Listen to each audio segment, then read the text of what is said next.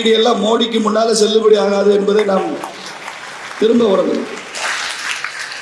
சும்மா இந்த பூணூல் அறுப்போம், பூணூல் அறுபடும்ன்ற பேச்செல்லாம் இனிமே இந்த 1 வருஷம் 1.5 வருஷம் தான் ஓடும்.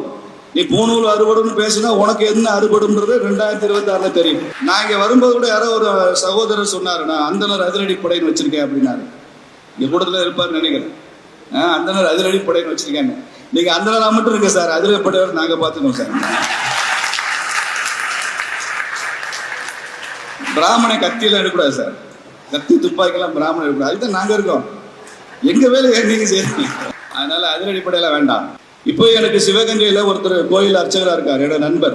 அவர் சொல்றாரு, எனக்கு 0 இன்கம் இந்த ஊர்ல அப்படின்னாரு. ஒரு வருமானம் இல்லை, எனக்கு 10 பைசாக்கு வருமானம் கிடையாது இந்த ஊர்ல. அப்புறம் எப்படிப்பா சமாளிக்கிற அப்படின்னு கேட்டேன். 0 எக்ஸ்பெண்டிச்சர் இந்த ஊர்ல, ஒரு செலவும் இல்லை எனக்கு, எல்லாம் சமுதாயம் பார்த்துக்குது. என் பேலன்ஸ் ஷீட்ல 0 இன்கம் 0 எக்ஸ்பெண்டிச்சர். அவருக்கு தேவையான எல்லாத்தையுமே அந்த கிராமமே பார்த்துக்கணும். அவருக்கு வீடு கொடுத்துட்டாங்க, அவருக்கு அரிசி பருப்பு கொடுத்துட்றாங்க. வந்து வீட்டில் கேட்டு போறான், ஐயருக்கு இன்னும் மிச்சம் இருக்கான்னு கேளுப்பா, இன்னைக்கு அரிசி இருக்கான்னு கேளுப்பா, ஏதாவது காய்கறிலாம் இருக்கான்னு கேளு, அப்படி எல்லாம் கொடுத்துறான். எனக்கு செலவும் இல்லை, வருமானம் இல்லை, புண்ணியம் மாத்திரம் நிறையா இருக்கு, பூஜை பண்றேன் அப்படின்னு சொல்லியிருக்காங்க.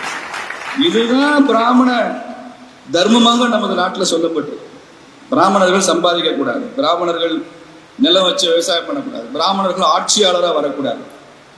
அப்ப அவங்க என்ன செய்யணும்? அவங்க வேலை தர்மத்தை சொல்வது ஒன்றுதான் அவர்களது பணியாக தொடர்ந்து இருந்து கொண்டிருக்கிறது. வேதத்தை சொல்வது வழிதான் இருக்கிறது. இந்த ஆலயங்களை காப்பாற்றுகிற அந்த பொறுப்பு அவர்கிட்ட இருக்கு. யோசிச்சு பாருங்க, சத்ரபதி சிவாஜியை பத்தி பேசுறோம், மகத்தான வீரன், இந்து சாம்ராஜ்யம் அமைத்த வீரன் சத்ரபதி சிவாஜி.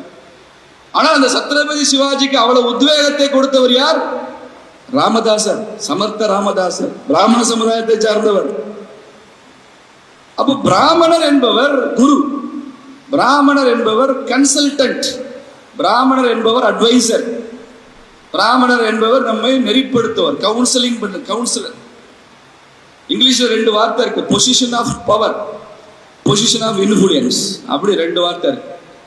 பிராமண சமுதாயம் வரலாற்றில் எந்த இடத்திலுமே தன்னை பொசிஷன் ஆஃப் பவர்ல வைத்துக் கொண்டதில்லை, பொசிஷன் ஆஃப் இன்ஃப்ளூயன்ஸ்ல எப்பயுமே இருப்பாங்க.